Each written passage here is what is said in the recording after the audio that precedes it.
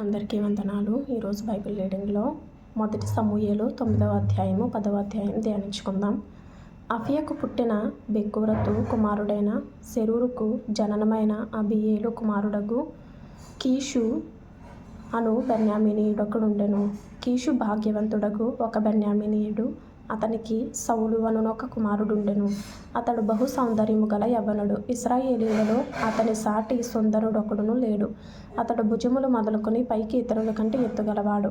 సౌలు తండ్రి అయిన కీషు యొక్క గర్భములో తప్పిపోగా కీషు తన కుమారుడైన సౌలును పిలిచి, మన దాసులలో ఒకని తీసుకొని పోయి గర్భములను వెదకమని చెప్పాను. అతడు పోయి ఎఫ్రాయిము మన్యను తిరిగి షాలిషా దేశమున సంచరింపగా అవి కనబడలేదు. తరువాత వారు షయలీము దేశమును దాటి సంచారం చేసిరు గాని అవి కనబడక ఉండెను. బెన్యామీనీయుల దేశము సంచరించి చూడగా అవి దొరకలేదు. అయితే వారు సూపు దేశమునకు వచ్చినప్పుడు, మనము తిరిగి వెళుదము రమ్ము, గర్భముల కొరకు చింతింపక నా తండ్రి మన కొరకు విచారపడునేమోయని సౌలు తన యొద్దనున్న పనివానితో అనగా, వాడు, ఇదిగో ఈ పట్టణములో దైవజనుడు ఒకడున్నాడు. అతడు బహు ఘనుడు.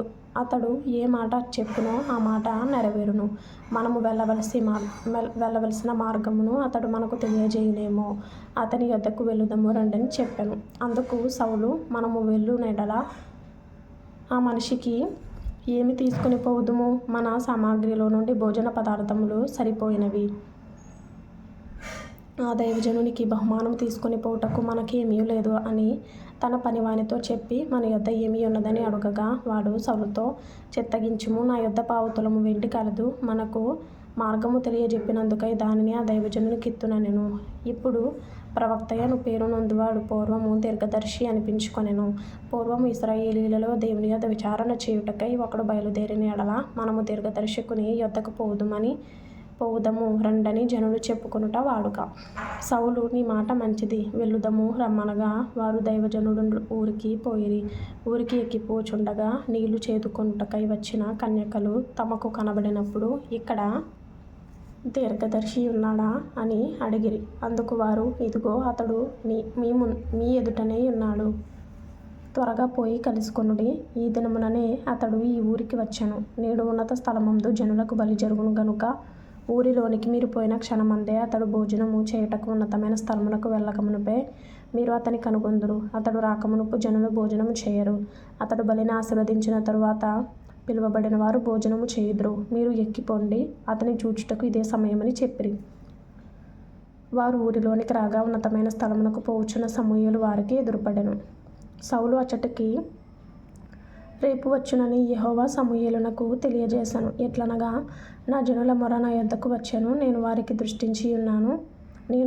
దృష్టించి ఉన్నాను కాగా ఫిలిష్తీయుల చేతిలో నుండి నా జనులను విడిపించుటకై నా జనులైన ఇశ్రాయేలీయుల మీద వానిని అధికారినిగా అభిషేకించుటకు గాను రేపు ఈ వేళకు నేను బెన్యామీను దేశములో నుండి ఒక మనుష్యుని నీ యొద్దకు రప్పించుదును.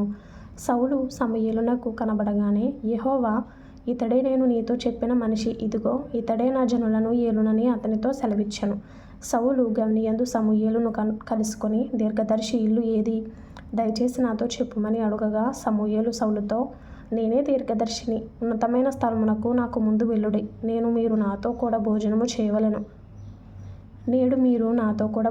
చేయవలెను. రేపు నీ మనస్సులో నున్నదంతయు నీకు తెలియజేసి నిన్ను వెళ్ళనిచ్చెదను.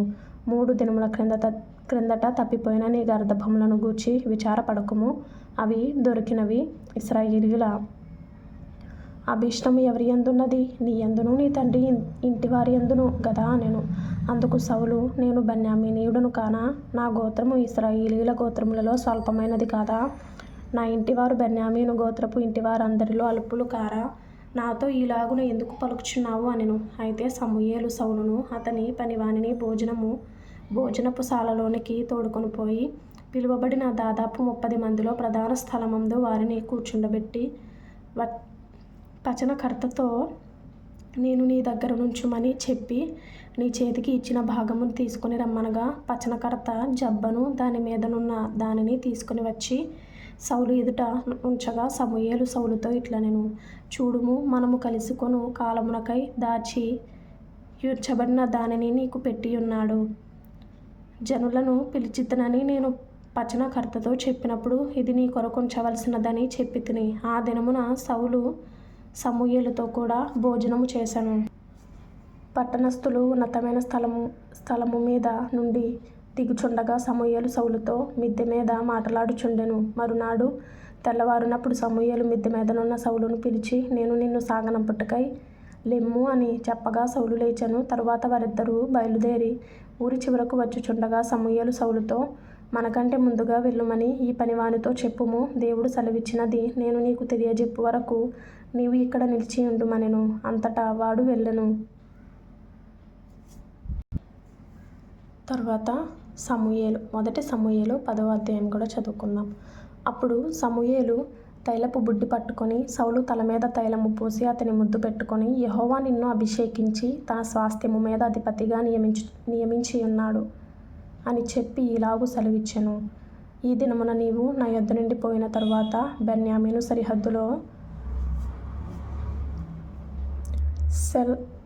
సెల్సహులో నుండు రాహేలు సమాధి దగ్గర 2 మనుషులు నీకు కనబడుదురు. వారు నీవు వెదకబోయిన గార్ధబొమ్మలు దొరికినవి. నీ తండ్రి తన గార్ధబొమ్మల కొరకు చింతింపక నా కుమారుని కనుగొనుటకై నేనేమి చేతునని నీ కొరకు విచారపడుచున్నాడని చెప్పుదురు. తరువాత నీవు అక్కడ నుండి వెళ్ళి తాబోరు మైదానమునకు రాగానే అక్కడ బేతేలునకు దేవుని యొద్దకు పోవు 3 మనుష్యులు నీకు ఎదురుపడుదురు. ఒకడు 3 మేకపిల్లలను, ఒకడు 3 రొట్టెలను, ఇంకొకడు ద్రాక్షారసపు తిత్తిని మోయిచు వత్తురు. వారు నిన్ను కుశల ప్రశ్నలు అడిగి నీకు 2 రొట్టెలు ఇత్తురు. అవి వారి చేత నీవు తీసుకొనవలెను. ఈలాగున పోవుచు ఫిలిష్తీయుల దండు కాపువారుండు దేవుని కొండకు చేరుదువు.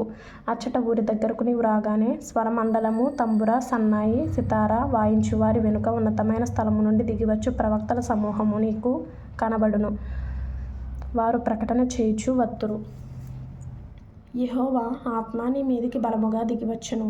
నీవు వారితో కలిసి ప్రకటన చేయుచుండగా నీకు క్రొత్త మనస్సు వచ్చును. దేవుడు నీకు తోడుగా నుండును గనుక ఈ సూచనలు నీకు సంభవించిన తరువాత నీకు మంచిదని తోచిన దాని చేయుము. నాకంటే ముందు నీవు గిల్గాలునకు వెళ్ళగా దహన బలులను సమాధాన బలులను అర్పించుటకై నేను నీ యొద్దకు దిగివత్తును. నేను నీ యొద్దకు వచ్చి నీవు చేయవలసిన దానిని నీకు తెలియజేయ వరకు 7 దినముల పాటు నీవు అచ్చట నిలువవలెను. అతడు సమూయేలు నొద్ద నుండి వెళ్ళిపోవుటకై తిరుగగా దేవుడు అతనికి క్రొత్త మనస్సు అనుగ్రహించెను. ఆ దినముననే ఆ సూచనలు కనబడెను. వారు ఆ కొండ దగ్గరకు వచ్చినప్పుడు ప్రవక్తల సమూహము అతనికి ఎదురుపడగా దేవుని ఆత్మ బలముగా అతని మీదికి వచ్చెను. అతడు వారి మధ్య నుండి ప్రకటన చేయుచుండెను. పూర్వము అతని నెరికిన వారందరూ అతడు ప్రవక్తలతో కూడా నుండి ప్రకటించుట చూచి, కీషు కుమారునికి సంభవించినదేమిటి? సౌలును ప్రవక్తలలో నున్నాడా అని ఒకనితో ఒకడు చెప్పుకొనగా, ఆ స్థలమందు ఒకడు వారి తండ్రి ఎవడని అడిగెను. అందుకు సౌలును ప్రవక్తలలో నున్నాడా అను సామెత పుట్టెను. అంతటా అతడు ప్రకటించుట చాలించి ఉన్నత స్థలమునకు వచ్చెను. సౌలు యొక్క పినతండ్రి అతనిని అతని పనివానిని చూచి, మీరిద్దరూ ఎక్కడికి పోతిరని అడుగగా అతడు గార్ధబొమ్మలను వెదకబోతిమి, అవి కనబడకపోగా సమూయేలు నొద్దకు పోతిమని చెప్పినప్పుడు సౌలు పినతండ్రి, సమూయేలు నీతో చెప్పిన సంగతి నాతో చెప్పుమని అతనితో అనగా, సౌలు గార్ధబొమ్మలు దొరికినవని అతడు చెప్పినని తన పినతండ్రితో అనెను గాని రాజ్యమును గూర్చి సమూయేలు చెప్పిన మాటను తెలుపలేదు. తరువాత సమూయేలు మిస్పాకు యెహోవా యొద్దకు జనులను పిలువనంపించి ఇశ్రాయేలీయులతో ఇట్లనెను, ఇశ్రాయేలీయుల దేవుడైన యెహోవా ఇలాగున సెలవిచ్చుచున్నాడు, నేను ఇశ్రాయేలీయులైన మిమ్మును ఐగుప్తు దేశంలో నుండి రప్పించి ఇశ్రాయేలీయుల వశములో నుండి మిమ్మును బాధపెట్టిన జనములన్నిటి వశంలో నుండి విడిపించితిని. అయినను మీ దుర్దశలన్నిటినీ ఉపద్రవములన్నిటినీ పోగొట్టి మిమ్మును రక్షించిన మీ దేవుని మీరు ఇప్పుడు విసర్జించి మా మీద ఒకని రాజుగా నియమింపుమని ఆయనను అడిగి ఉన్నారు.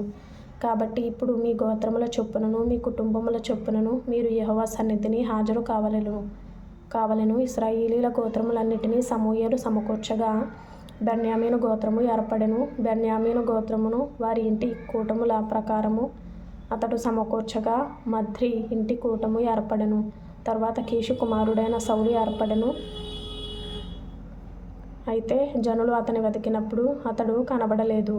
కావున వారు ఇక్కడికి ఇంకొక మనుష్యుడు రావలసి ఉన్నదా అని యెహోవా యొద్ద విచారణ చేయగా, యెహోవా, ఇదిగో అతడు సామానులో దాగి ఉన్నాడని సెలవిచ్చెను. వారు పరిగెత్తిపోయి అక్కడ నుండి అతని తోడుకొని వచ్చిరి. అతడు జనసమూహంలో నిలిచినప్పుడు భుజములు మొదలుకొని పైకి ఇతరుల కంటే ఎత్తుగలవాడుగా కనబడెను. అప్పుడు సమూయేలు జనులందరిలో యెహోవా ఏర్పరిచిన వానిని మీరు చూచిత్రా? జనులందరిలో అతని వంటి వాడొకడునూ లేడని చెప్పగా, జనులందరూ బొబ్బలు పెట్టుచు రాజు చిరంజీవి యగుగాక అని కేకలు వేసిరి. తరువాత సమూయేలు రాజ్య పాలనా పద్ధతిని జనులకు వినిపించి ఒక గ్రంథమందు రాసి యెహోవా సన్నిధిని దానినుంచెను. అంతటా సమూయేలు జనులందరినీ వారి వారి ఇండ్లకు పంపివేసెను. సౌలును గిబియాలోని తన ఇంటికి వెళ్ళిపోయాను. దేవుని చేత హృదయ ప్రేరేపణ నొందిన శూరులు అతని వెంట వెళ్ళిరి. పనికి మాలిన వారు కొందరు ఈ మనుష్యుడు మనలను ఎలాగూ రక్షింపగలడని చెప్పుకొనుచు అతని నిర్లక్ష్యము చేసి అతనికి కానుకలు తీసుకొని రాకుండగా అతడు చెవిటి వాడైనట్టు ఊరకుండెను. 1 సంవత్సరం లోపు బైబిల్ పూర్తి చేయాలి అనే ఆశ కలిగిన వారు ఫాలో చేయండి, లైక్ చేయండి, షేర్ చేయండి, సబ్స్క్రైబ్ చేసుకోండి. ప్రభు మీకు తోడైండును గాక. ఆమేన్.